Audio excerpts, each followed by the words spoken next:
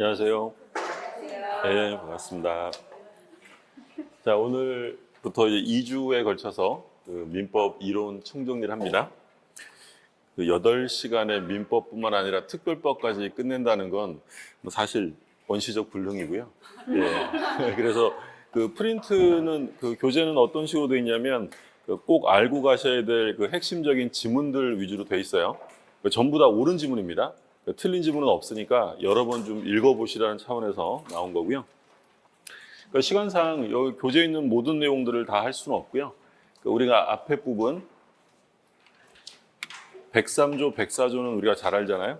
103조, 104조는 별도로 하진 않고 앞에 강행규정 또는 사회질서 위반으로 무효인 것은 1번만 이렇게 질문 형식인 거고 나머지는 다 옳은 지문인데 1번부터 12번까지는 강행규정이나 사회질서 위반이 아닌 것들을 쭉 적어놨고 13번부터는 이제 사회질서 위반으로 무효구나 또는 강행규정 위반인 것들이 쭉 적혀 있어요. 이건 한번 읽어보시면 되고 오늘 수업은 본격적으로 어디부터 할 거냐면 의사표시부터 할 거예요. 107조.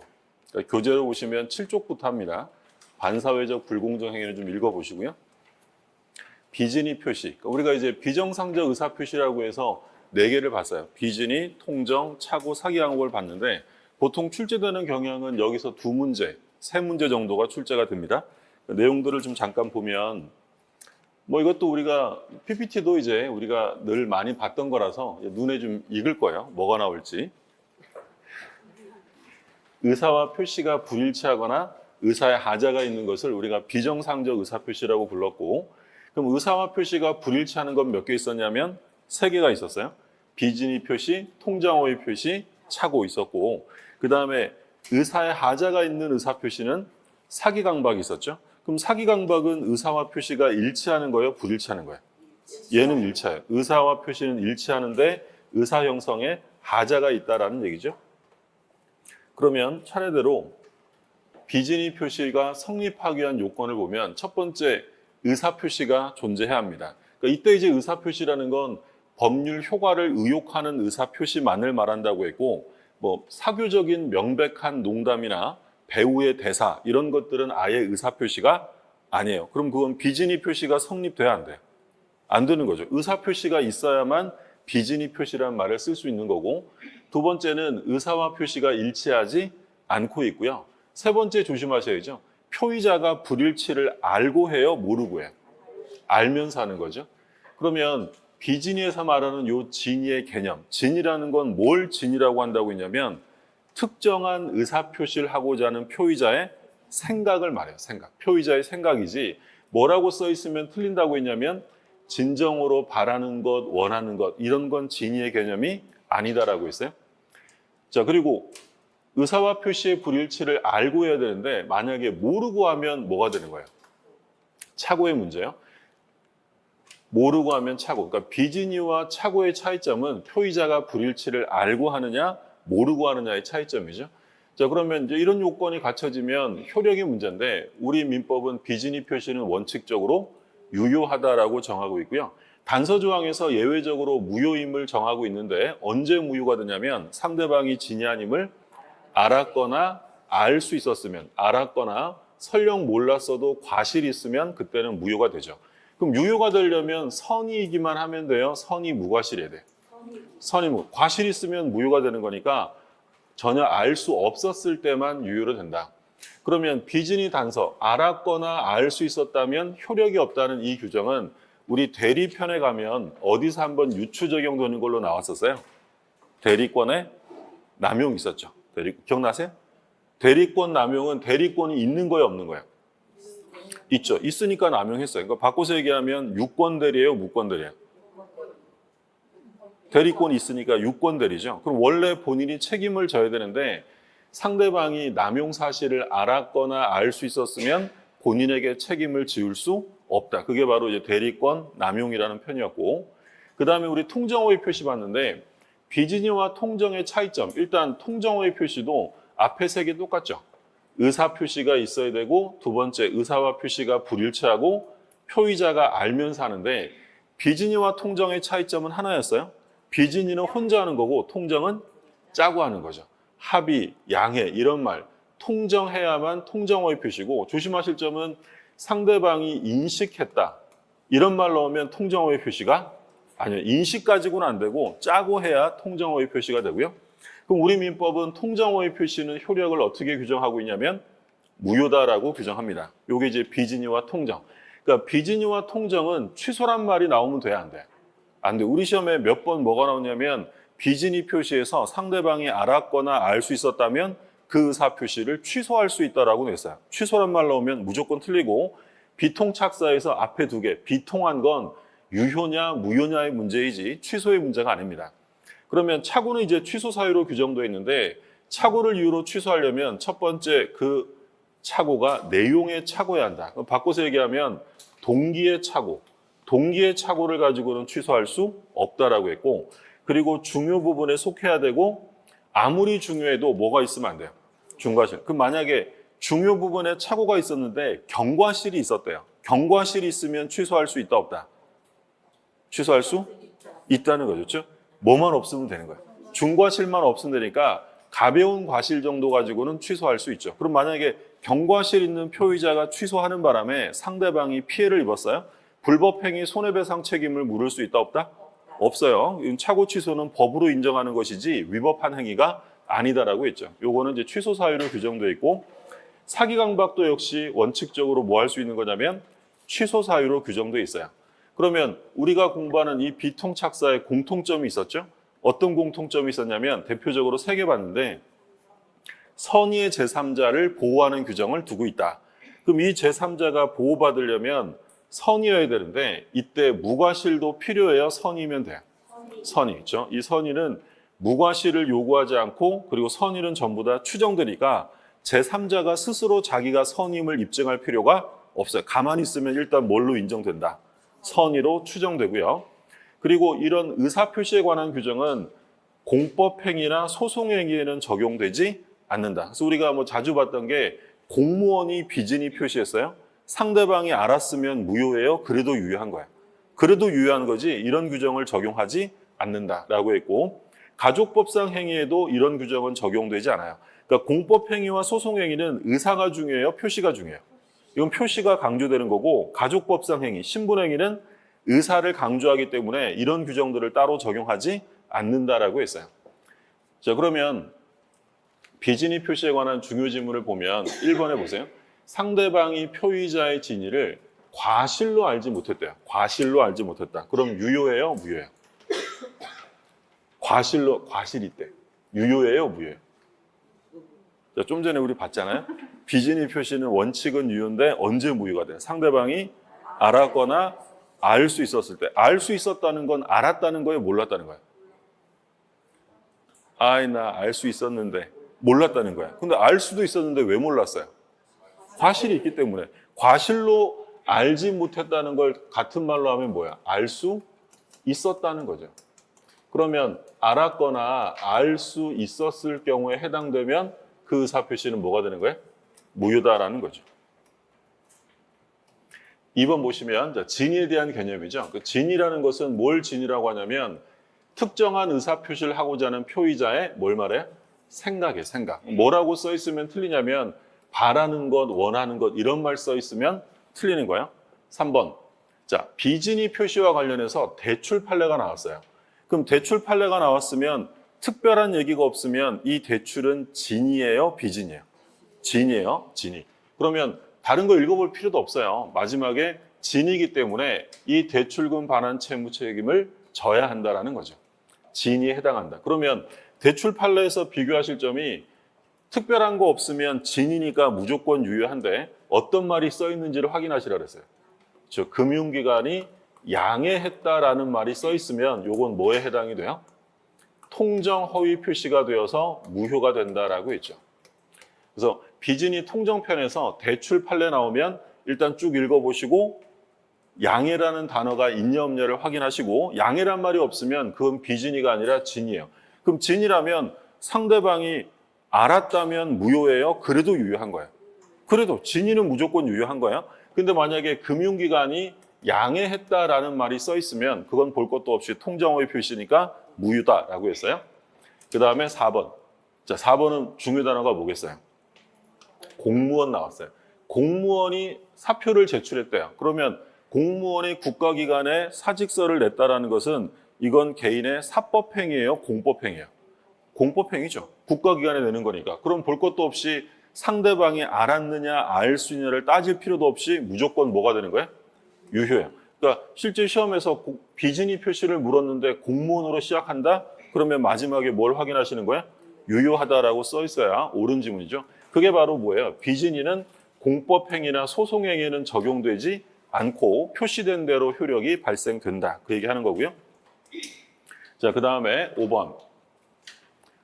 어떤 비진이 표시가, 의사 표시가 비진이로서 무효라고 주장하는 경우에 증명 책임은 주장자에게 있다. 그러니까 비진이 표시는 원칙이 유효잖아요. 그럼 유효 주장자가 입증하라는 거예요? 무효 주장자가 입증하라는 거예요? 무효. 그렇죠. 원칙을 주장하는 사람이 입증할 필요는 없으니까 무효를 주장하는 표의자, 얘가 이제 주장자가 표의자죠. 표의자가 상대방이 알았거나 알 수 있었다는 사실을 입증해야 한다라고 했고, 자, 6번 가족법상 행위 적용 안 된다고 했고요. 그 다음에 7번은 좀 전에 보신 것처럼 대리인이 대리권을 남용한 경우, 우리가 줄여서 대리권 남용. 그러니까 대리권 남용이라는 건 풀었으면 뭐예요? 대리인이 자기나 제3자 이익을 위해 배임적 행위를 한 것을 대리권의 남용이다라고 했는데, 그럼 대리권 남용도 유권 대리니까 원칙은 본인이 책임을 지는 게 맞아요. 근데 언제나 지라고 하면 본인에게도 가혹하니까 뭘 유추 적용한다는 거예요? 비진이. 상대방이 알았거나 알 수 있었다면 본인에게 책임을 묻지 않겠다라는 규정이죠.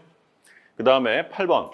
비진이가 무효예요. 무효라 하더라도 선의의 제3자에게는 대항할 수 없는데 이때 제3자는 선의면 되지 뭐는 필요 없다는 거예요. 무과실은 요구되지 않는데 아까 공통점으로 봤죠. 비통착사 모두 다 똑같아요. 제3자는 전부 선의기만 하면 다 보호될 수 있다는 거고, 9번에 비진이로 한 주식인수 청약은 이건 언제나 유효하죠. 이건 상법행위이기 때문에 이 비진에 관한 규정이 적용되지 않고 주식인수 청약을 비진으로 했다. 그러니까 이건 무효예요. 이런 거 필요 없어요. 효력은 무조건 뭐가 되는 거예요? 유효다라고 했고, 최선이라고 판단했대요. 그럼 최선이라고 판단했다면 진이에요, 비진이에요? 진이죠. 이건 비진으로 볼 수 없다. 그러니까 진정으로 바라진 않았지만 이게 어쩔 수 없다. 최선이다라고 판단했다면 비진이가 아니라 진이에 해당이 된다라는 얘기고. 그 다음에 이제 두 번째 통정오해 표시. 우리 비통착사 중에서는 가장 출제가 많이 되는 파트가 바로 통정오해 표시인데, 1번에 보시면 통정오해 표시가 성립하기 위해서는 상대방의 허위임을 인식하는 정도로는 충분하지 않다. 인식 가지고는 안 되고 뭘 해야 한다는 거야? 통정, 합의, 양에 이르러야 한다라고 했어요. 그러면 비통착사 중에서 가장 사례 문제로 많이 나오는 게 통정오해 표시였는데, 사례 문제 잠깐 한번 보면 이런 거였어요. 지금 A가 갑에게 3억 원을 빌려준 채권자예요. 근데 갑이 강제 집행을 면할 목적으로 자신의 유일한 재산을 을에게 빼돌립니다. 그러면 실제로 주는 게 아니라 야, 네 이름으로 좀 해놓자라고 빼돌리는 거죠. 그러면 의사와 표시가 일치해요, 불일치해요? 불일치합니다. 그렇죠? 실제로 소유권을 줄 생각은 없는 거야. 근데 불일치한데 표의자가 그 사실을 모르고 해요, 알면서도 하는 거야? 당연히 알면서 하는 거죠. 근데 비진이와 차이점은 혼자 하는 게 아니라 얘랑 짜고 하는 거야. 그게 통정오해 표시였고, 그러면 통정오해 표시가 인정되면 그 법률행위는 무효예요. 근데 뭘 조심하시라고 했냐면 이 가장매매로 무효인 것이 반사회적은 아니죠. 이게 무슨 불법에 해당되는 건 아닙니다. 그럼 반사회적이 아니라면 이 부동산은 불법 원인급에 해당되지 않아요. 만약에 갑이 을에게 첩계약으로 부동산을 줬어요? 그럼 첩계약 대가로 부동산을 줬다면 반사회적이니까 이미 급부된 건 불법 원인급여물이고 돌려받을 수 없어요. 그러면 이 경우에는 반사회적은 아니니까 누가 소유자야? 갑이죠, 갑. 그러면 이 갑이 을에게 어떤 조치를 취할 수 있다고 했냐면 소유권에 기한 등기 말소를 청구할 수도 있고 진정명의 회복을 원인으로 한 이전 등기를 청구할 수도 있다. 그러면 소유권에 기한 등기 말소랑 진정명의 회복을 원인으로 한 이전 등기 청구는 둘의 내용은 다른 거예요, 같은 거예요? 같은 거죠. 둘 다 소유권에 기한 방해 배제 청구가 돼요. 그러면 둘 다 똑같은 거니까 만약에 소유권에 대한 말소 소송을 제기했다가 패소하면 다시 진정명의 회복을 원인으로 이전 소송을 또 제기할 수는 없다라고 했죠. 자, 그러면 이 A라는 사람은 갑을 대위해서 말소시킬 수도 있어요. A는 갑의 채권자니까. 근데 얘가 어떻게 할 수도 있다고 했냐면 너희들의 가장매매는 무효로서 나의 채권을 침해하는 것이다라고 하면서 채권자 취소권 행사할 수 있다 없다? 있다라고 했어요. 우리가 우리 시험 범위에서 채권자 취소권을 물어보는 게 두 군데였잖아요. 이건 되는 거고 안 되는 건 어디 있었어요? 이중매매. 이중매매에서는 뭐라고 꼬드겨도 채권자 취소 안 되는 거고 통정호의 표시에서는 설령 무효라 하더라도 채권자 취소권의 대상이 될 수 있다. 자, 근데 을이요. 갑이 친구야 잘 부탁해라고 등기 넘겨놨더니 을이 낼름 팔아먹었어요. 병한테. 자, 그럼 이제 누가 나온 거예요? 제3자. 그러면 얘는 무권리자에게 산 것이기 때문에 원칙은 권리를 취득할 수 없지만 만약에 병이 선이라면 갑은 이 선의의 병에게 대항할 수 없어요. 그럼 얘가 선의일 때 권리를 취득하는 이유는 무효등기를 신뢰했기 때문이에요? 법률의 규정 때문이에요? 법률의 규정. 등기의 공신력은 인정하지 않지만 비통착사에서는 얘가 선이라면 보호해 주겠다고 법률로 규정한 거야. 근데 선의의 병이 권리를 취득할 수 있는데 나중에 이거 통정허위 표시했네라는 걸 알게 된 거야. 그럼 이 선의의 병이 나중에 스스로 무효를 주장할 수 있다 없다? 있어요. 무효는 이해관계만 있으면 누구든지 주장할 수 있는 거죠. 선의의 병이 스스로 무효를 주장하거나 얘네들이 무효를 주장할 때 이를 인용해 주는 건 상관없습니다. 자, 그럼 똑같은 내용 나와요. 보호되는 제3자는 선의면 되고 뭐가 있어도 상관없어요. 과실이 있어도 보호되고요. 그리고 선의는 전부 다 추정되니까 병이 스스로 자기가 선임을 입증해야만 소유권을 취득하는 거예요. 갑이 병의 악의를 입증해야 돼. 갑이 병의 악의를 입증하지 못하는 한 소유권은 병에게 확정적으로 귀속이 되는 거죠. 자, 근데 이 병이 정한테 팔았어요. 전득자가 나오는 거죠. 근데 이 병은 선이었는데 정은 악이래. 권리 취득돼야 안 돼요? 권리 취득할 수 있다. 소위 이제 우리가 뭐라고 했냐면 엄폐물 법칙이다 이런 말 썼었고요. 자, 그럼 반대로 병이 악이에요. 그럼 얘는 권리를 취득할 수 없죠. 선의만 보호하는 거니까. 그럼 얘가 만약에 선이면 소유자는 병이 되는 거고 갑은 소유권을 찾아올 수 없어요. 그러면 갑은 어떻게 한다 그랬어요? 을한테 야, 돈 내놔라고 금전적인 배상을 받는 거고 소유권은 병한테 귀속이 돼요. 그러니까 이렇게 물어보는 경우도 있었어요. 선의의 병이 권리를 취득하면 갑은 을에게 부당이득 반환을 청구하지 못한다라고 하면 OX예요. 당연히 틀리는 거죠. 얘한테 부당이득으로 금전적인 보상을 받고 끝나는 거고요. 그럼 얘가 만약에 악이라면 갑은 병한테 내 부동산 내놔라고 반환받아가면 돼요. 근데 그걸 얘가 정한테 팔았는데 정이 선이래요. 그러면 악의 병은 권리를 취득할 수 없고요. 선의 정은 취득할 수 있다 없다? 있다. 제3자는 병만 제3자가 아니라 전득자도 제3자에 해당이 된다. 이게 이제 가장 기본적인 모델이라고 했던 거고요. 근데 이 병이 이제 약간 이제 변형해서 출제가 되면 병이 을한테 매매를 한 게 아니라 돈을 빌려주고 이 부동산의 저당권을 설정을 했대요. 그러면 이번엔 병이 취득하는 건 소유권이 아니라 선이었다면 뭘 취득해요? 저당권. 그럼 얘는 유효하게 저당권을 실행할 수 있는 사람이에요. 근데 얘가 선의로서 저당권을 취득할 때 소유자는 누굽니까? 갑이에요. 그러니까 뭐 조심하시라고 했냐면 다른 시험에서 병이 선의로 저당권을 취득하면 갑은 소유권을 회복하지 못한다라고 출제했어요? OX에? 틀려요. 소유권은 이게 무효니까 당연히 갑에게 복귀가 되고 얘는 보호돼야 되니까 뭐가 달린 상태로? 저당권이 달린 상태로 소유권이 회복되는 거야. 그럼 갑은 손해가 있어요, 없어요? 있죠. 멀쩡한 내 부동산이 저당 달려 돌아왔잖아요. 그럼 갑은 어떻게 해야 돼? 을한테 손해배상을 청구해야 된다. 자, 그러면 질문 좀 볼게요. 2번. 상대방과 통정한 허위 표시는 무효예요. 무효인데 채권자 취소권의 대상이 될 수 있다. 무효라 하더라도 채권자 취소권의 대상이 될 수 있고요. 핵심어는 채권자 취소권이었어요. 3번. 통정허위 표시는 불법에 해당하지 않으므로 불법 원인급여가 적용되지 않는다. 그러면 갑은 소유권을 찾아올 수 있다라는 거죠. 무효를 주장해서 반환 청구할 수 있습니다. 4번 통정호의 표시에서 제3자는 그가 선의이면 과실이 있어도 보호를 받는다. 보호되는 제3자는 다 똑같아요. 선의이기만 하면 되지 무과실까지 요건으로 하는 건 아니고요. 똑같은 내용 나옵니다. 선의는 추정되기 때문에 무효주장자가 제3자의 악의를 입증해야 한다. 자, 6번 보세요. 부동산의 가장양수인으로부터 저당권을 설정받은 자가 가장양도 행위에 대해 선이라도 가장양도인은 가장양수인으로부터 당해 부동산의 소유권 등기 명의를 회복할 수 있다. 뭐라는 거예요? 그러니까 오히려 사례 문제가 더 쉬워요. 그러니까 사례에서는 가장양도인, 가장양수인 하면 가장양도인이 아까 누구였어요? 이 그림에서 가장양도인은 갑이죠. 얘가 허위로 양도한 거잖아요. 가장양수인은 을이란 말이에요. 그러니까 지금 갑과 을 대신에 사례 문제가 아니라 이렇게 지문 텍스트 형식으로 나오게 되면 말이 많아질 수밖에 없어요. 그러면 가장양수인으로부터 을로부터 뭘 취득했대요? 저당권을 설정받은 자가 가장양도 행위에 대해서 선이래요. 그러면 이 병은 유효하게 뭘 취득한 거야? 저당권을 취득한 거죠.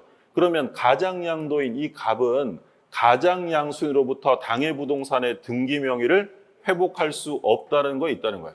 있다라는 거예요. 그러니까 소유권은 누구한테 있다는 거야? 갑에게 있다라는 거예요. 갑에게. 그래서 즉 양도인은 저당권이 설정된 상태로 소유권을 회복하게 된다라는 얘기죠. 그 다음에 7번. 채권담보 목적으로 채무자 소유 부동산을 채권자에게 이전해 두는 것. 이거 우리 뭐라고 불러요? 담보 목적으로 부동산을 채권자에게 이전해 주는 걸 양도담보다라고 부르죠. 그럼 양도담보는 통정호의 표시 아니야? 아니죠. 통정호의 표시가 아니고, 그리고 양도담보는 부동산 실명법상의 명의신탁인가요? 라고 물으면 명의신탁도 아니죠. 이건 아예 적용 배제다라고 했던 거고. 자, 8번. 선의의 제3자가 스스로 무효를 주장 인용하는 건 인정된다. 그러니까 선의의 제3자가 권리를 취득할 수도 있지만 스스로 무효를 주장할 수도 있다는 얘기고. 자, 9번 판례죠. 종중이 탈법의 목적 없이 부동산을 타인에게 명의 신탁하면서 수탁자가 임의로 처분할 경우에 대비하여 종중 명의로 등기 청구권 보존을 위한 뭘 했어요? 가등기. 그러니까 지금 줄거진 게 키워드예요. 종중이 탈법 목적 없이 명의 신탁하면 그거 유효합니다. 그럼 수탁자가 처분하면 제3자는 선악불문 취득하죠. 그럼 그거 처분하는 것을 대비해서 미리 뭘 해뒀대요? 가등기 해뒀대. 그거 통정호의 표시가 아니라 그랬어요. 아니죠. 이건 통정호의 표시가 아니다. 그래서 이 판례가 시험에 나오면 종중이 대비책으로 뭘 해두었다? 가등기 해두었다. 요게 꼭 단어가 나올 거예요. 그럼 요거 나오면 그건 통정호의 표시라고 볼 수 없다라는 거고요. 자, 10번. 대출. 자, 대출 나왔어요. 아까 비진이 공부하면서 대출 나왔을 때 어떤 단어를 찾으시라고 그랬어요? 양이란 말이 없으면 진인 거고 양에 들어가면 통정호의 표시. 관련법을 피하기 위해서 상호시 뭐 나왔어요? 양해. 그럼 읽어볼 필요 없죠. 대출 판례 나왔는데 양해 나왔다면 그건 바로 뭐야? 통정호의 표시다. 그래서 마지막에 써있죠. 양해가 나오면 통정호의 표시로 무효고 안 나오면 양이란 말이 안 써있으면 그건 비진이가 아니라 뭐다? 진이. 비진이가 아니라 진이에 해당이 되고요.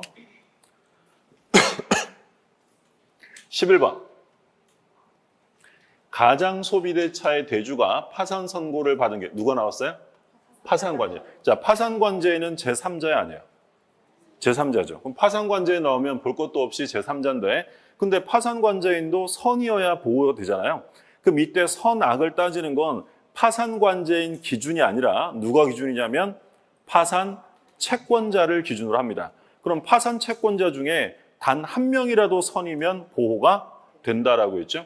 그러니까 선악의 기준은 파산 관제인이 아니라 파산 채권자를 기준으로 하고요. 한 사람이라도 선이면 보호를 해주겠다라고 했어요. 그러니까 얘는 어쩔 수 없이 파산 관제는 암기하셔야 한다고 했어요. 그러니까 우리가 보통 통정호의 표시에서 제3자냐 아니냐를 물어보면 어떤 말 써 있으면 보통 제3자라 그랬어요. 제3자. 뭐뭐 한자. 뭐뭐 양수인. 이런 말 나오면 그냥 제3자라고 보셔도 되니까 새롭게 이해관계를 맺었어야 되니까 무언가를 한 사람이 제3자예요. 그러니까 특별한 얘기 없이 그냥 채권자, 채무자 이런 말 써 있으면 제3자가 아니다라고 했어요. 그러면 12번 보시면 허위 표시 무효는 선의의 제3자에게 대항하지 못하는데 이 경우 채권의 가장양도에서 채무자, 채권의 가장양도에서 채무자는 제3자겠어요? 아니겠어요? 아니죠. 뭐 아무것도 한 거 없잖아요. 그럼 만약에 지문에 변제한 채무자라고 써 있으면 제3자 아니에요. 변제한 뭐 했잖아요. 그러면 제3자야. 근데 그런 거 없이 그냥 단순한 채무자, 채권자 뭐 또는 대리인, 제3자를 위한 계약의 수익자 이런 말 써 있으면 새롭게 이해관계를 맺은 바가 없기 때문에 제3자에 해당되지 않는다. 중요한 판례죠. 우리 32회 시험에서는 제3자인지를 물어보면서 뭐라고 출제했냐면 채권의 가장양도에 있어서 변제 전의 채무자라고 써졌어요. 제3자 아니에요. 아니죠. 아예 친절하게 변제를 하지 않았다는 말까지 써줬어요. 근데 만약에 변제를 한 채무자라고 써 있으면 이해관계를 맺은 게 있는 거죠. 그러면 제3자에 해당이 돼요. 그래서 뭘 했느냐 안 했느냐만 보시면 되고 뭐랑 오해하시면 안 되냐면 우리 계약의 해제에서 해제에서는 뭐뭐 한이라고 써 있다고 다 제3자가 아니죠. 해제는 완전한 권리를 취득해야 돼요. 그러니까 채권 같은 거 취득한 사람은 제3자가 아니죠. 그럼 만약에 통정허위 표시에서 제3자를 물었는데 채권을 양수한 자라고 써 있어요. 가장매매에 기한 대금 채권을 양수한 자, 제3자 아니에요. 제3자 뭐 했잖아요. 이해되셨어요? 근데 해제에서는 대금 채권을 양수한 자라고 써 있으면 얘는 제3자가 아니죠. 얘는 완전한 권리를 취득한 게 아니기 때문에 그래서 해제편에 가서 또 보겠지만 해제에서의 제3자와 비통착사에서 제3자 중에 어느 게 범위가 훨씬 좁다 그랬어요. 해제가 훨씬 좁은 거예요. 자, 그 다음에 13번 허위 표시의 제3자가 선이라면 그로부터 권리를 취득한 전득자는 선악불문하고 보호된다. 그러니까 이 전득자는 지금 무권리자에게 산 거예요? 권리자에게 산 거예요? 제3자가 선이니까 권리자. 이거 우리 뭐라고 했던 거예요? 엄폐물 법칙이라고 불렀던 거죠. 자, 14번. 증여를 하면서 세금 문제 때문에 매매로 위장하여 등기했다. 실제로는 뭘 했다고요? 실제로는 증여를 했어요. 근데 세금 많이 낼까 봐 매매로 위장해서 등기했다. 우리 이거 뭐라고 불렀던 거죠? 은닉행위죠. 그러면 요 증여는 유효다, 무효다? 실제로 한 거니까 증여는 유효고 매매는 허위니까 무효예요. 그럼 어찌되었든 등기가 이전되었다면 실체관계가 있어요, 없어요? 있죠. 뭐 했어요, 지금? 증여라는 실체관계가 있으니까 등기는 무효가 아니라 유효합니다. 그래서 매매는 무효지만 증여로서의 효력이 인정되니까 그 이전 등기는 당연히 유효하다. 소유권을 취득할 수 있다. 우리가 통정허위 표시와 구별되는 개념으로 봤던 소위 은닉행위에 대한 개념이었어요. 은닉행위. 자, 여기까지가 우리 통정허위 표시 내용이었고요. 그 다음에 이제 차고 나와요. 여기 이제 관련되는 중요한 내용들은 따로 적어놨으니까 나중에 한번 읽어보시면 되겠고요. 차고. 1번 보시면 차고라는 건 반드시 현재 사실만을 얘기하는 게 아니라 모두 들어간다? 장래 사실에 대한 차고. 장래 사실에 대한 차고도 포함되는데 근데 이제 우리가 비교되는 개념으로 장래에 발생하는 사실에 대한 차고가 아니라 장래에 대한 단순한 기대나 예상. 기대나 예상과 어긋났다. 요건 차고예요? 차고가 아니라 그랬어요. 요건 차고가 아니에요. 자기 기대랑 다르다고 해서 차고 취소가 되는 건 아니고 그래서 1번은 요 용어 확인하시면 돼요. 기대나 예상에 어긋났다고 해서 차고로 보지는 않는다라는 게 판례였고 자, 2번 동기의 차고 나왔어요. 자, 그럼 동기의 차고는 내용의 차고가 아니니까 원칙은 취소가 안 돼요. 근데 뭐가 되면 취소 가능하다? 표시되면 차고 취소가 가능합니다. 근데 그걸 내용으로 하자라고 당사자가 합의해야 돼요? 합의는 필요 없어요. 합의까지 해야 되는 건 아니에요. 합의까지 할 필요는 없고 내가 이러이러해서 하는 거야 라는 걸 표시하면 된다. 그러면 동기의 착오는 기본적으로 표시가 돼야 되는데 언제나 그런 건 아니고 어떤 단어가 나오면 표시가 필요 없다 그랬어요. 그 상대방이 유발. 3번입니다. 동기의 착오가 상대방의 유발. 자, 유발의 핵심 뭐죠? 상대방이 유발했다는 말이 나오면 표시 유무를 묻지 않고 취소할 수 있다라고 했고요. 그러면 우리가 봤던 판례 중에서 동기의 착오로 본 대표적인 사건이 뭐가 있었냐면 법령상의 제한. 이게 무슨 사건이었어요, 이거? 비유구 사건. 그러니까 이 사람이 땅을 샀는데 법령상 제한으로 그 토지를 목적대로 사용하지 못한 사건이죠. 얘는 왜 땅 샀냐면 소 키우려고 땅 샀는데 그 땅이 법령상 시설 녹지에 포함되는 바람에 가축을 키울 수 없는 땅이 된 거야. 그럼 이런 경우에 법령상 제한으로 토지를 목적대로 사용할 수 없게 되었다면 얘는 법률행위 내용의 착오가 아니라 단순한 뭐야? 동기의 착오. 그러면 취소할 수 있다는 거야? 취소할 수 없다는 거야? 취소할 수 없는 것이 원칙이다라고 했던 거고요. 그 다음에 4번. 제가 평소보다 말이 좀 빠르죠. 예, 그렇죠. 제가 원래 말이 좀 빠른 편이 아니어서 제 강의는 보통 뭐 1.5배속으로 듣는다 뭐 이렇게 얘기하는데, 예. 근데 할 게 많아서 말이 좀 빨라요. 그래서 제가 가끔 숨이 찹니다. 자, 4번 볼게요. 착오가 표의자의 뭐 나왔어요?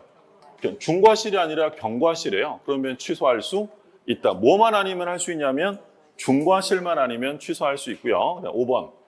그 착오가 중요 부분에 해당하는지 여부는 취소를 하려는 자가 입증해야 한다. 그러니까 착오냐 아니냐라는 사실은 당연히 취소하려는 사람이 입증하는 거고요. 그럼 취소하려는 사람이 내가 의사표시에 착오가 있었고 그 착오가 의사결정에 중대한 영향이 있었다는 걸 입증하면 상대방은 뭘 입증해야 되죠? 중과실. 그러니까 입증 책임이 하나씩 있는 거예요. 착오는 표의자가 입증하는 거고 뒤에 나오겠지만 중과실이 있는지 없는지는 누가 입증하는 거냐면 상대방이 입증을 합니다. 입증 책임, 요 중과실 입증 책임 몇 번 출제했었던 거니까 다시 한번 봐두시고요. 바로 뒤에 나오죠. 중과실의 유무는 법률행위를 유지하려는 자. 유지하려는 자는 다른 말로 하면 취소하려는 자예요. 취소를 막으려는 자예요. 막으려는 자가 당신 중과실이 있잖아라는 사실을 입증해내야 한다라고 했고, 그 다음에 7번. 근저당 설정에 있어서 채무자의 동일성에 착오야. 그럼 채무자의 동일성에 보증인이 착오했다면 이건 뭐에 해당되냐면 중요 부분에 해당이 된다. 그럼 우리가 대표적으로 중요 부분에 해당이 된다라고 본 사건은 지금 보시는 것처럼 채무자의 동일성에 관한 보증인의 착오. 또 뭐 있었어요? 토지의 현황. 현황 판례는 무슨 판례냐면 하천부지 판례. 뒤에 다 써 있어요. 현황, 하천부지 판례. 또 뭐 있었냐면 토지의 경계. 이런 것들은 대표적으로 중요 부분에 해당이 된다라고 했죠. 안 쓰셔도 돼요. 밑에 여기 보면 이렇게 나와 있죠. 현황이나 경계. 채무자의 동일성에 관한 보증인의 착오. 매매에서 물건의 뭐예요? 물건의 동일성. 목적물의 동일성은 매매에서는 사람이 중요하다고 했어요. 물건이 중요해요. 물건. 그러니까 타인성, 누구 거였느냐? 그건 중요한 게 아니에요. 물건의 동일성. 이런 것들이 대표적으로 착오 취소가 되는 거고 부정 판례로 시험에 제일 기본적으로 많이 나오는 건 시가나 면적이에요. 시가나 면적은 현저하다는 말이 없는 한 착오 취소가 안 되고요. 그리고 경제적 불이익이 없는 경우. 경제적 불이익이 없으면 이건 두 번째 건 매우 중요하죠. 경제적 불이익이 없으면 착오 취소는 인정되지 않는다. 대표적으로 무슨 사건이었냐면 무효인 가압류 사건이 있었어요. 자, 마저 볼게요.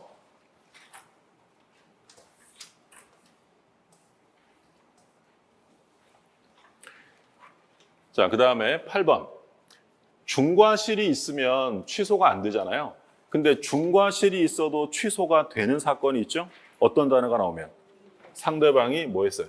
이용. 자, 키워드는 이용이죠. 중요한 판례였어요. 상대방이 착오를 이용해 먹었다면 중과실이 있어도 취소할 수 있다. 그 다음에 9번. 착오로 인해서 표의자가 무슨 경제적 불이익을 입은 것이 아니다. 자, 그러면 착오 취소돼야 안 돼요? 안 돼요. 중요 부분 착오라고 할 수 없다. 그래서 이게 우리 좀 전에 본 건 대표적으로 무슨 사건이에요? 무효인 가압류 사건이죠. 뒤에 가서 한 번 더 나올 거니까 그것도 보시고. 그 다음에 10번.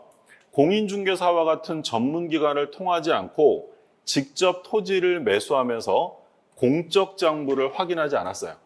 자기가 스스로 산 거죠. 전문기관을 통하지 않고 토지를 매수하면서 공적 장부, 대장이나 등기를 확인하지 않는 바람에 다른 땅을 사게 된 사건이죠. 취소할 수 있다 없다? 이거 왜 할 수 없다 그랬죠? 중과실이 인정된 사건이죠. 그럼 중과실이 인정된 대표적인 사건은 이 공인중개사 관련 판례랑 또 우리 뭐 있었어요? 공장 경영자 판례 대표적이었죠. 공장 경영자 사건은 어떤 거였냐면 공장을 경영하는 자가 관할관청에 공장 건축이 가능한지를 문의조차 해보지 않고 토지를 샀다면 일반 과실이 아니라 중과실. 그래서 공장 경영자가 또는 공장을 경영하는 사람이 이렇게 시작하면 볼 것도 없어요. 착오 취소 된다 안 된다? 안 돼요. 뭐가 있기 때문에? 중과실이 있기 때문에. 그 다음에 11번.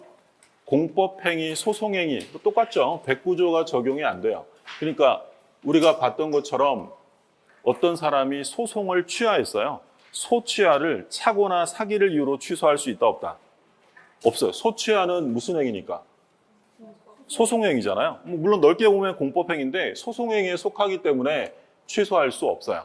자, 그런데 새로 나온 판례로 조심하시라고 했던 건 소취하 뭐예요? 합의. 소취와 합의는 이거 소송행위예요? 개인 간의 합의인 거야.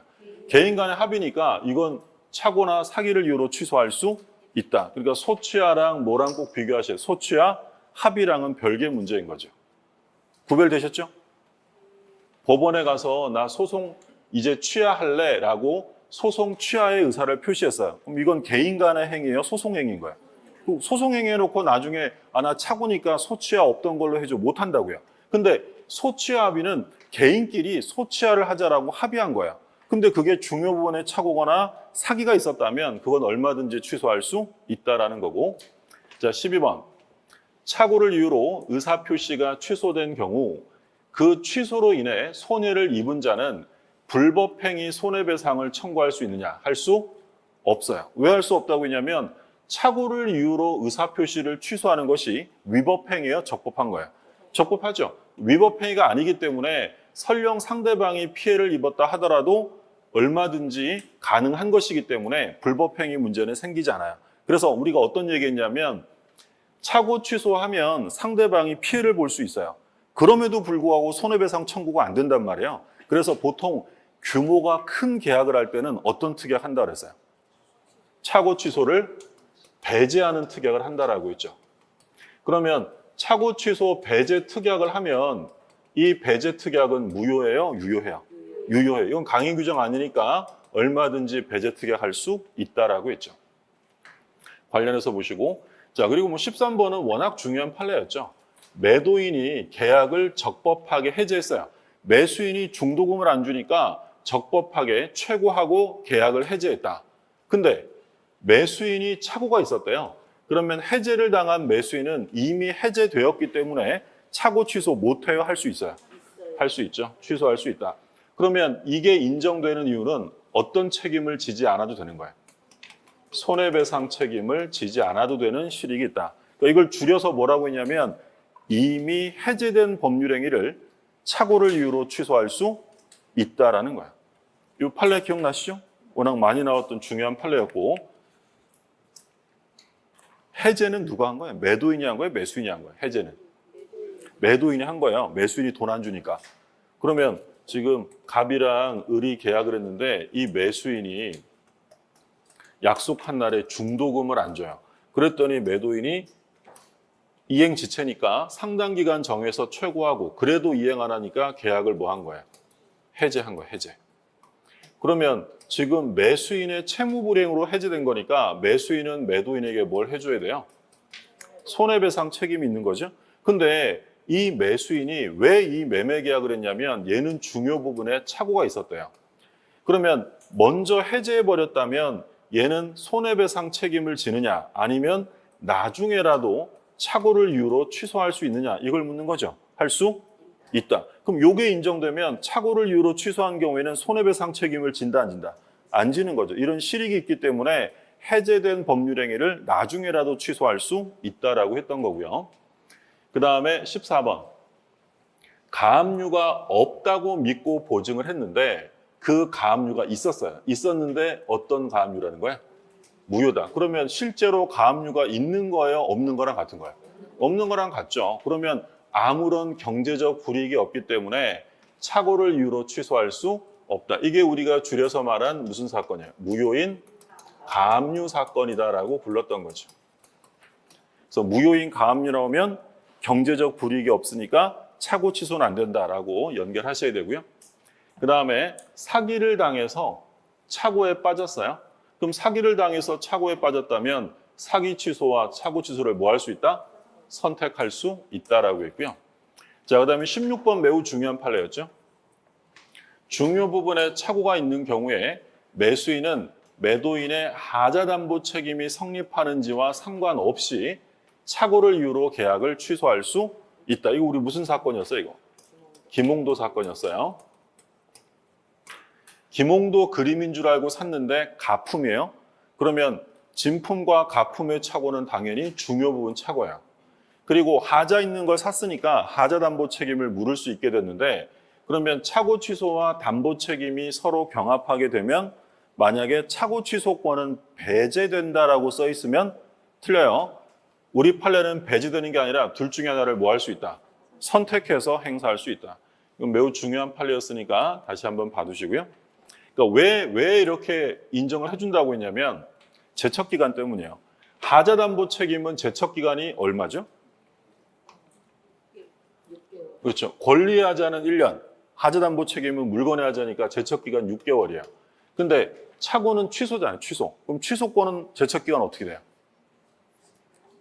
추인할 수 있는 날로부터 3년, 법률행위한 날로부터 10년. 이게 훨씬 길잖아요. 그래서 이 경우에 6개월이 넘었어도 계약을 소멸시킬 수 있도록 우리 판례는 하나를 선택적으로 행사하는 거지 착오 취소권이 배제되어진다라고 하면 틀리니까 조심하시라고 했던 거죠.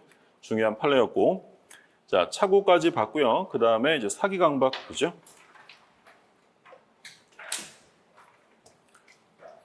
(1번) 보시면 상대방의 과실에 의한 행위로서 착오에 빠진 자는 사기 취소할 수 없다.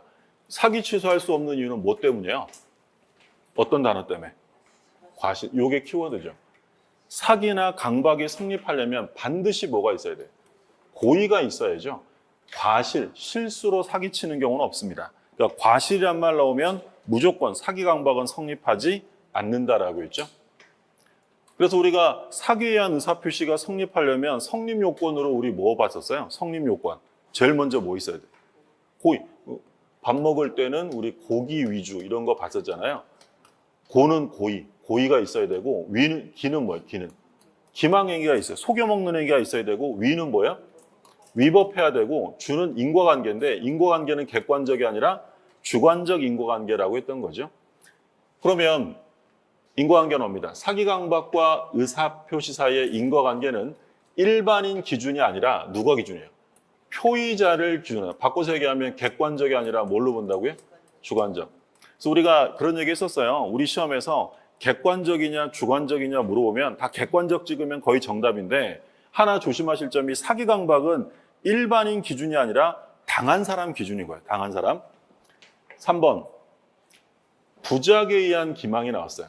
그러니까 기망이라는 건 적극적으로 허위 사실을 날조할 수도 있지만 소극적으로 침묵하는 사기가 있어요. 그게 바로 뭐야? 부작이. 근데 부작에 의한 기망이라는 말이 나오려면 전제 조건은 반드시 뭐가 있어야 돼요? 고지 의무.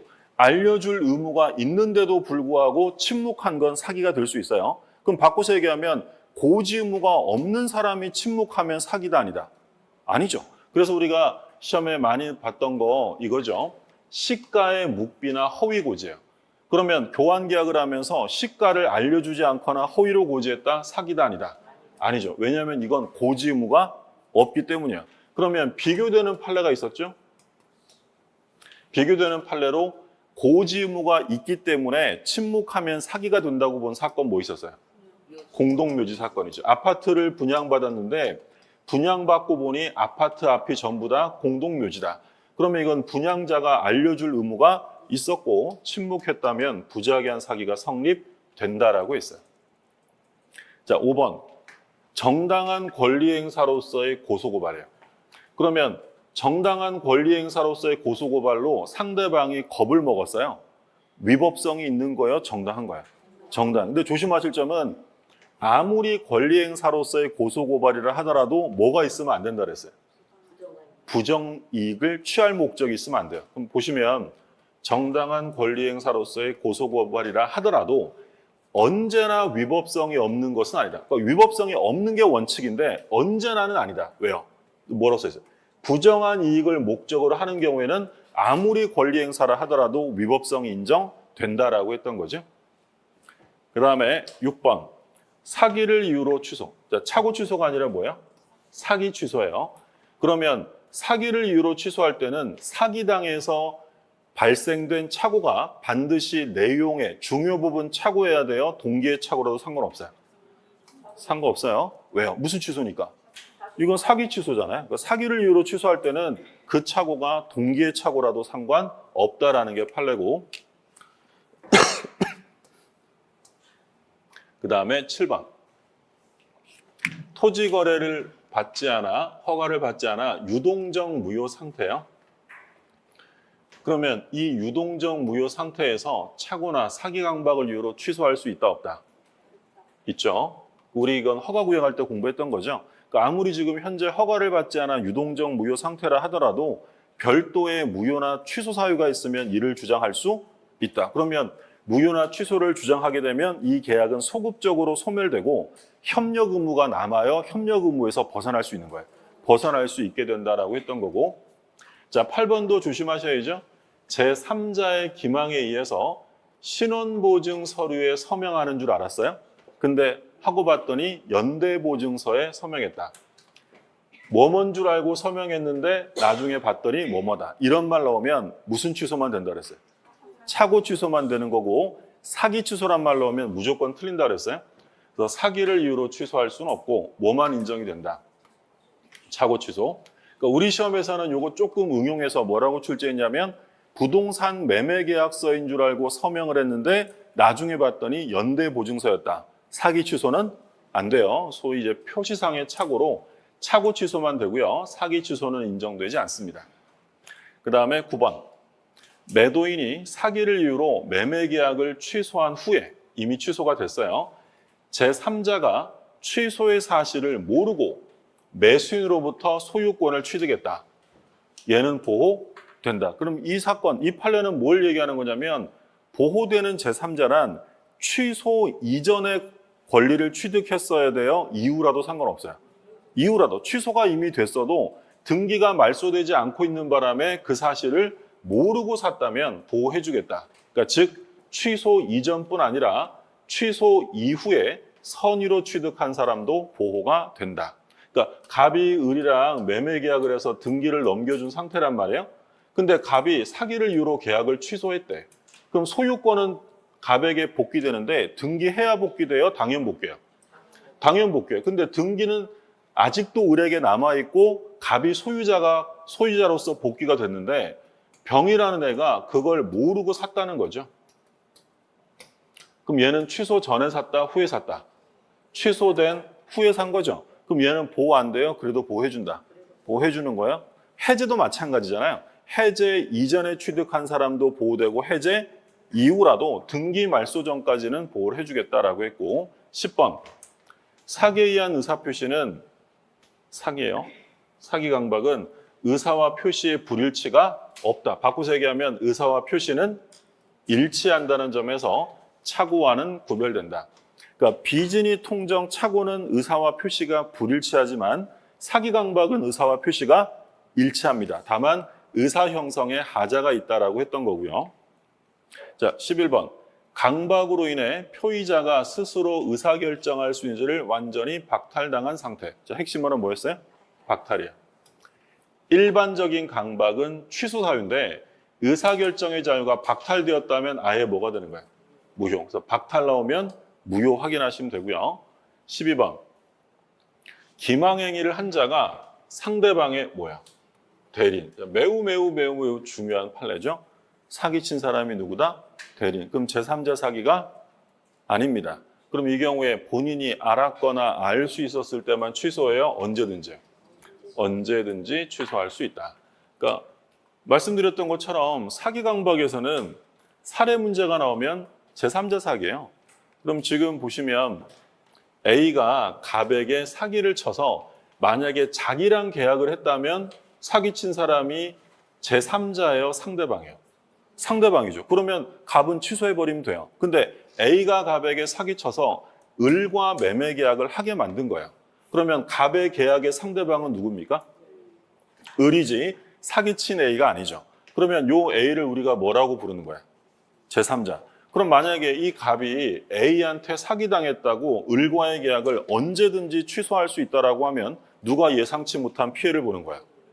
을이 피해 볼 거 아니에요. 그러니까 110조 2항에서는 제3자가 사기를 치면 갑은 무조건 취소할 수 있는 게 아니라 상대방이 그 사실을 알았거나 알 수 있었을 때, 알았거나 설령 몰랐어도 과실이 있었다면 취소할 수 있도록 정해요. 그럼 바꿔서 얘기하면 을이 A가 사기쳤다는 사실을 알 수 없었어요.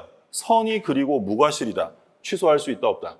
취소할 수 없어요. 그러니까 취소는 언제 하는 거냐면 알았거나 알 수 있었을 때만 해요. 그럼 이건 누구를 위한 규정이에요 지금? 얘죠. 얘를 보호해야 되니까. 그럼 얘가 만약에 알았거나 알 수 있었다면 갑은 취소를 A에게 합니까? 을에게 합니까? 을에게 하는 거예요. 우리 취소의 상대방은 언제나 법률행위 상대방이죠. 얘 누구랑 계약했어요? 을하고 있지 A하고 한 게 아니기 때문에 취소는 무조건 을에게 하는 거예요. 그러면 이 제3자 사기강박은 나눌 수 있는데 상대방 있는 법률행위와 없는 법률행위로 나눌 수 있어요. 만약에 A가 갑에게 소유권을 포기하게 만듭니다. 소유권 포기는 상대방이 있다 없다? 없죠. 우리 상대방 없는 행위 뭐 있었죠? 유죄포 있었잖아요. 그럼 얘가 없어요. 그럼 누구만 보호하면 돼요? 갑만. 그러면 상대방이 없으면 이때는 언제든지 취소할 수 있어요. 근데 상대방이 있으면 얘도 보호해줘야 되니까 언제든지가 아니라 상대방이 알았거나 알 수 있었을 때 한해서만 취소가 가능하다라고 했죠. 근데 좀 전에 나온 질문 제일 중요한 게 사기친 A가 누구인지 봤더니 을의 대리인이에요. 그러면 얘가 대리인이면 얘는 본인이란 얘기죠. 그럼 대리인과 본인은 별개로 봐요? 동일시합니까? 동일시하는 거예요. 그럼 얘는 제3자가 아닌 거죠. 그럼 제3자가 아니라면 마치 누가 사기친 것과 같은 거야. 본인이 사기친 거랑 똑같은 거니까 이때는 갑은 언제든지 취소할 수 있다. 그러니까 이제 시험에 틀리게 나오면 갑은 본인이 알았거나 알 수 있었을 때 하나요 취소할 수 있다라고 써 있으면 틀려요. 그래서 우리가 할 때 문제풀이 할 때도 항상 뭐라고 했냐면 대리인의 기망 이런 말 나와 있으면 뒤에 무조건 취소할 수 있다라고 했어요. 자, 근데 우리 또 한 가지 여기서 중요한 판례로 본 게 뭐였냐면 A가 사기쳤으니까 요건을 갖춘 경우에 갑은 A에게 불법행위 손해배상을 청구할 수 있어요. 그러면 이 A에게 불법행위 손해배상을 청구하려면 사기로 인한 계약을 먼저 취소해야 돼요? 취소하지 않고도 할 수 있어요? 그렇죠. 취소하지 않고도 불법행위 손해배상 책임을 물을 수 있어요. 이거는 시험에 여러 번 나왔고 아직 시험에 나오진 않았지만 취소를 할 수도 있잖아요. 그럼 취소를 하게 되면 불법행위 손해배상 책임 이외에 부당이득 책임의 문제가 생겨요. 그러면 둘 다 할 수 있어요? 선택해야 돼요. 이건 둘 중에 하나를 선택적으로 행사해야지 병존적으로 행사할 수는 없다라고 했죠. 위에 건 계속 나왔던 거니까 꼭 다시 한번 보시고 을이요. 병한테 팔았어요. 그러면 얘가 이 계약을 을에게 취소했는데 근데 문제는 병이 선이에요. 그럼 이 취소를 가지고 갑이 선의의 병에게 대항할 수 없다. 비통착서는 전부 다 누구를 보호한다고요? 선의의 제3자를 보호한다.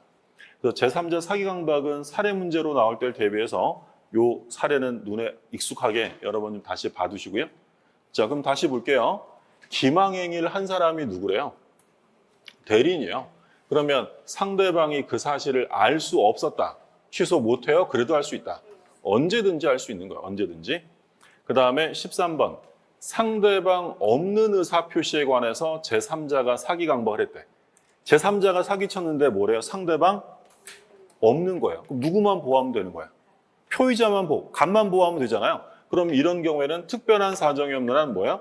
언제든지 취소할 수 있다. 상대방이 있으면 상대방이 알았거나 알 수 있었을 때 취소인 거고, 상대방이 없으면 얘만 표의자만 보호하면 되니까 언제든지 취소가 되고요.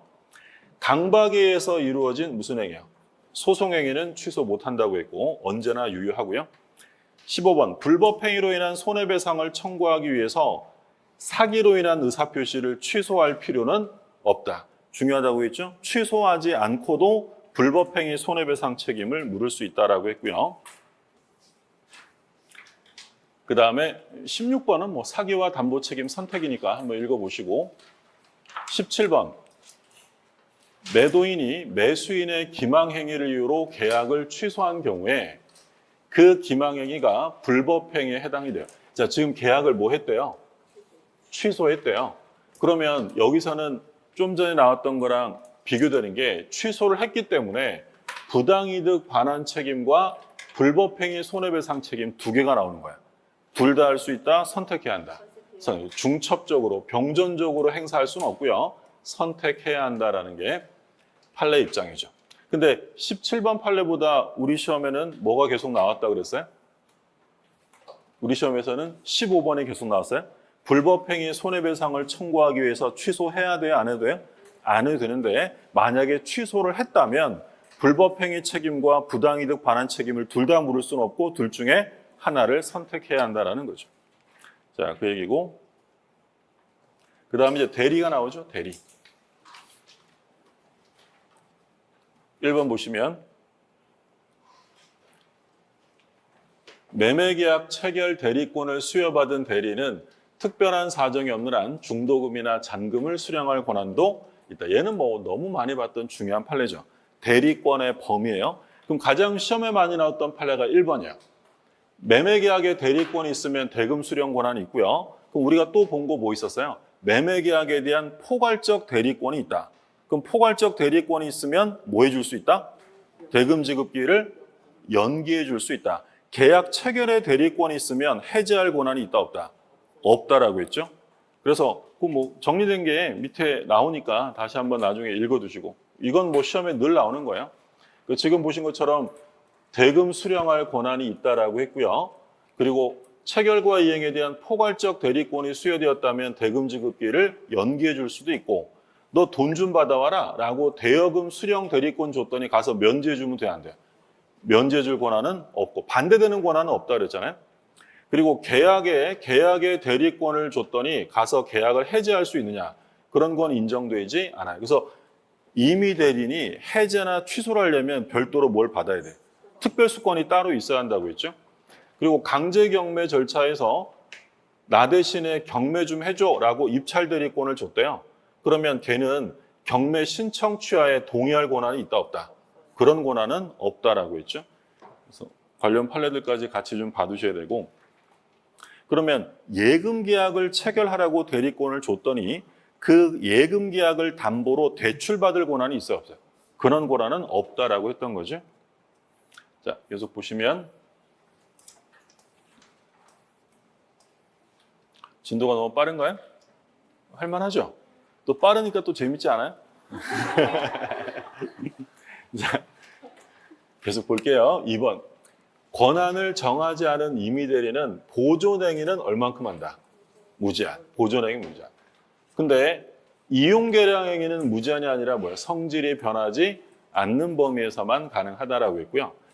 3번 보시면 부동산 입찰 절차에서 동일 물건에 관해 이해관계가 다른 두 사람 이상의 대리인이 되어서 한 입찰은 뭐라고 했어요? 뭐 이건 뭘 위반한 거야 이건? 자기계약 쌍방대리 금지 위반한 거죠. 그러니까 자기계약 쌍방대리는 금지되어 있는데 예외적으로 허용되는 경우가 있었어요. 본인의 허락이 있거나 두 번째는 뭐야? 채무이행. 그러니까 원래 자기계약 쌍방대리는 금지되는데 허용되는 경우는 본인이 허락을 해주면 얼마든지 할 수 있죠.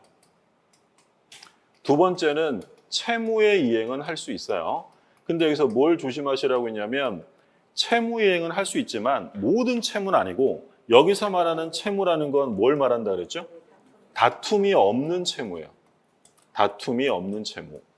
그러면 다툼이 없는 채무의 대표적인 게 뭐가 있었어요? 변제기가 도래한 채무. 또 우리 뭐 있었어요? 등기 신청행위죠. 등기 신청행위는 새로운 이해관계가 발생하는 거예요? 완성된 걸 이행하는 거예요? 완성. 그래서 밑에 보시면 4번에 등기 신청행위나 주식의 명의계산은 쌍방대리가 허용된다. 이미 완성된 걸 이행하는 거라서 그렇죠. 뭐 주식의 명의계산은 참고로 같이 보시고 부동산은 소유자가 바뀌면 어디에 기록을 합니까?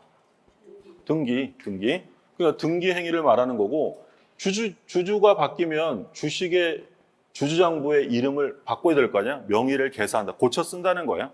같은 말이에요. 얘랑 같은 거라고 생각하시면 되고. 자, 5번. 대리인이 여러 명이다. 원칙은 뭐라고 했냐면 각자 대리입니다. 각자 대리. 자, 6번. 대리인이 자기 이름으로 계약을 했대요. 그럼 뭘 안 한 거죠? 원칙은? 현명을 안 한 거예요. 현명을 안 하면 누구의 법률행위야? 대리인 자신의 법률행위가 되죠. 근데 본인이 작성해준 위임장을, 자, 무슨 사건이야 이거? 위임장 사건이에요? 그럼 본인이 작성해준 위임장을 상대방에게 제시했다면 뭘로 인정해준다? 대리행위로 인정해준다라는 거죠. 더 나아가 우리 판례는 뭐라고 했냐면 대리권이 있는 사람이 권한 범위 내에서 아예 누구 이름을 쓴 경우에도 아예 대리인이 본인의 이름을 쓴 경우에도 서명 대리로서 대리행위로 인정해준다. 그러니까 5번, 6번은 기본적으로 현명을 해야 본인에게 효과가 귀속되는데 현명이라는 건 방식에 제한이 있나요? 라고 물으면 그런 거 필요 없다라고 했어요. 그럼 현명하지 않으면 대리인 자신의 법률행위로 간주하게 되는데요. 언제나 그런 건 아니죠. 현명하지 않았어도 본인에게 효과가 귀속되는 경우가 있었어요? 언제요? 상대방이 알았거나 알 수 있었을 때. 그 다음 보시면 7번 볼게요. 7번 보시면 현명하지 않은 법률행위 효과가 언제나 대리인에게 귀속되는 건 아니다. 왜냐하면 현명하지 않았어도 상대방이 대리인임을 알았거나 알 수 있었다면 효과는 누구한테 가요? 본인에게 귀속될 수 있다라고 했고, 자 8번, 9번은 같은 얘기인데 대리인이요 이중으로 매수했대. 그러니까 이중 매매에서 제2매수인이 대리인이었대요. 그러면 이 경우에 반사회적 행위에 해당하는지 아닌지는 본인 기준이에요? 대리인 기준이에요? 전부 다 대리인. 그러니까 우리가 이중매매할 때 그런 거 봤잖아요. 본인은 설령 몰랐어도 대리인이 적극 가담했다면 반사회적 무효. 우리 그런 얘기도 했었어요. 예를 들어 본인은 착오가 있었는데 대리인은 착오가 없었대. 착오 취소된다 안 된다? 누구만 보시라고요? 대리인. 본인이 차고 있다는 건 꼬드기는 거고 무조건 다 누가 기준이냐면 대리인이에요. 그럼 이거 한번 보세요. 하자 있는 물건을 대리인이 산 거예요. 근데 본인은 하자가 있다는 걸 알고 있었대요. 근데 대리인은 선의무과실이래. 그러면 담보 책임 물을 수 있다 없다? 있죠. 누가 기준? 대리인 기준이니까. 본인이 어쨌어요. 우리가 수업할 때 그런 얘기 했잖아요. 갑을병 이렇게 돼 있을 때 얘가 대리인이고 얘가 본인이란 말이에요. 그럼 여기에 본인이 어쨌어요라고 써 있는 건 다 꼬드기는 거니까 위를 보시면 안 되고 누구만 보시라 그랬어요. 대리인만 보여. 그럼 예를 들어서 병이 을에게 비진이 표시했어요. 비진이. 근데 비진이 표시를 했는데 근데 이 대리인은 병의 의사 표시가 비진임을 알고 있었어요. 악이에요. 근데 본인은 전혀 몰랐대. 선의무과실이에요. 자, 그러면 이 병은 본인에게 비진이 표시로서 무효임을 주장할 수 있다 없다? 주장할 수 있죠. 비진이 표시는 원칙은 유효인데 언제 무효죠? 알았거나 알 수 있다. 그럼 누가 알았거나 알 수 있다는 거예요? 얘죠, 얘. 얘를 기준으로 보는 거지 얘는 꼬드기는 거예요. 그러면 설령 얘는 아무것도 몰랐다 하더라도 대리인이 악이면 당연히 무효를 주장할 수 있다. 전부 다 기준은 누구라고요? 대리인 기준이에요. 그래서 우리 시험에 잘 나오는 게 불공정행위에서 본인 기준이 하나 있었잖아요. 뭐 있었죠? 공박. 불공정에 의해서 궁박은 본인 기준이고 나머지는 전부 다 대리인 기준이다라고 생각하시면 돼요. 담보 책임 물을 수 있다. 물론 이제 예외 규정이 있죠. 대리인이 선의무과시이긴 한데 뻔히 알고 있는 본인이 대리인에게 뭐 한 경우? 지시를 내렸다. 아무것도 모르는 대리인한테 알고 있으면서 야, 너는 묻지 말고 가서 사라고 지시했다면 그때는 담보 책임을 물을 수 없죠. 자기가 시켜놓고 우리 대리는 몰랐어라고 주장할 수는 없다라고 116조 2항의 예외 규정이 있었어요. 자, 10번. 대리인은 제한 능력자라도 상관없어요. 의사 능력이 있어야 돼, 없어요? 이 대리인이 의사 능력이 없으면 그건 무효예요. 행위 능력은 기본적으로 다른 말로 하면 책임 능력이니까 대리인이 책임질 게 아니잖아요. 누가 책임질 거예요? 본인. 그러면 대리인이 미성년자였다면 본인이나 대리인이 취소할 수 있다, 없다? 취소할 수? 다시 천천히 한번 생각해 보세요. 대리인이 미성년자예요? 그 미성년자 대리인이 매매 계약을 했어요. 그러면 이 미성년자나 본인이 미성년임을 이유로 취소할 수 있다, 없다? 없는 거예요. 근데 의사 능력은 있어야 한단 말이에요. 만약에 의사 능력마저 없으면 그 행위는 아예 무효죠. 그러니까 최소한 제정신이 한다 그랬잖아요. 기본적으로. 대리인이 파산 선고를 받았어요. 대리권 어떻게 되죠?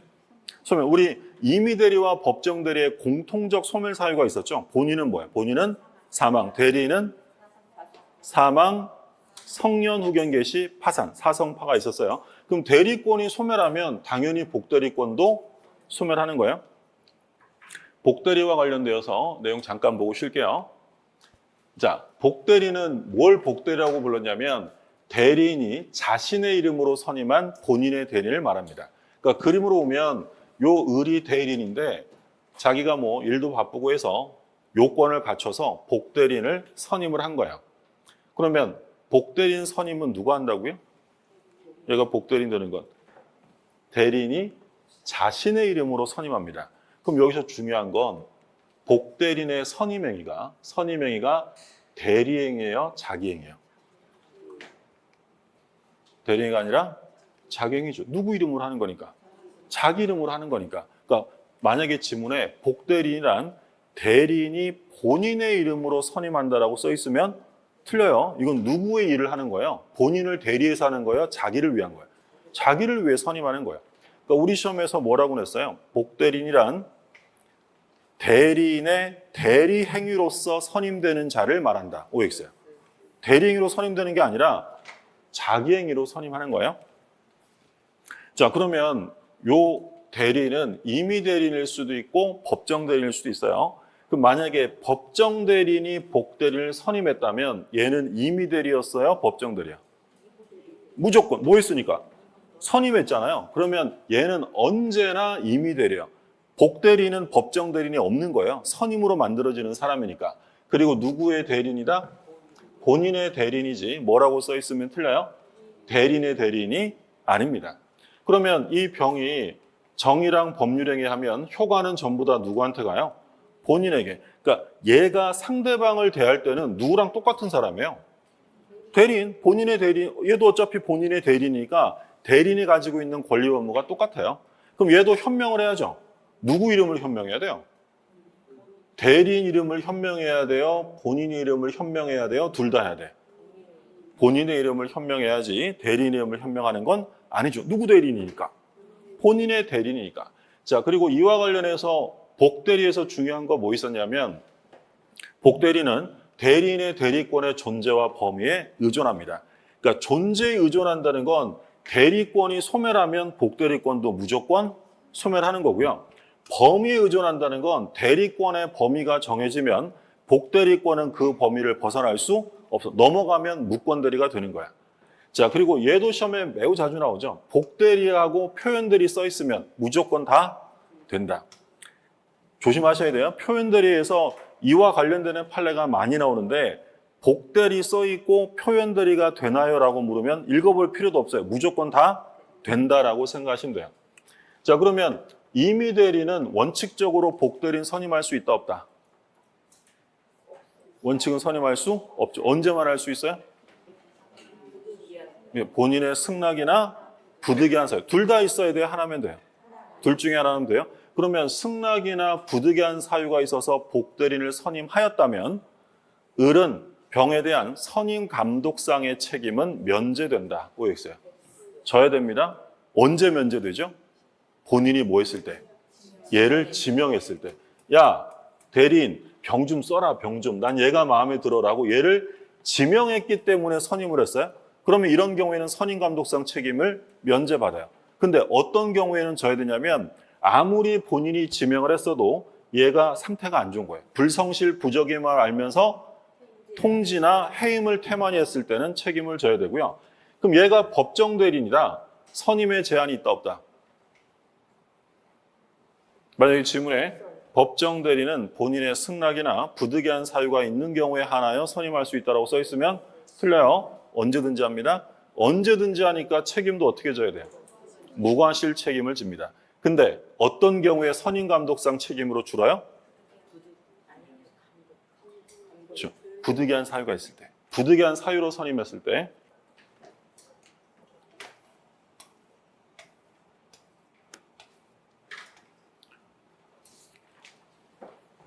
자, 보세요. 임의대리인 원칙은 선임 못합니다. 원칙은 못하는데 승낙이나 또는 부득이한 둘 다 있어야 돼. 하나면 되는 거예요. 하나면 되고 그러면 선임 감독상 책임져야 되는데 근데 본인이 지명을 했다면 책임을 안 져도 돼요. 근데 부적임 불성실함을 알고 통지나 해임을 태만히 했으면 책임져야 되고요. 근데 그 다음에 이제 법정 대리는 제한이 없어요. 언제든지 할 수 있다. 그럼 언제든지 할 수 있으니까 책임도 무조건 지는 거야. 근데 법정 대리인도 우리 많이 아프다 그랬잖아요. 많이 아파서 어쩔 수 없어요. 업무를 못해. 그러면 책임 줄여줘야죠. 뭘로 줄어들어요? 선임 감독상 책임으로 경감되어진다라고 했던 거죠. 여기까지가 이제 일반 대리고 무권 대리부터는 좀 쉬었다가 보죠.